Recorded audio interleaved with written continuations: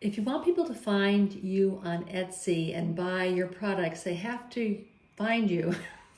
And the way they find you is you have to figure out what words they're using to find you on Etsy, what they're typing in for Etsy then to bring your product up in front of you. And that's what we're going to be looking at today. I'm taking you behind the scenes of my son's Etsy shop and to show you what I have done to improve his listings. This is a product that he offers, and it is not selling. Etsy is saying very important to getting your shop and your items listed is also under listings. As you scroll down, you'll look for the tags. And these tags I have found through doing good keyword research. See, ceramic bathroom set, accessories. People are searching for these things, but Etsy calls it ceramic bathroom accessories. So I want to make sure that I have this word in there. So this is how I find the words to put in.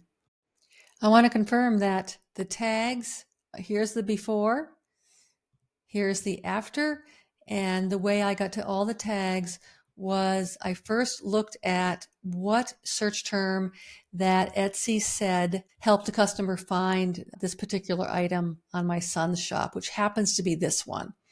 Surprise, surprise, the very first. Tags were created by finding out what words that Etsy is using to describe the pottery. I put them just as Etsy has done, nothing fancy, exactly the words they have used.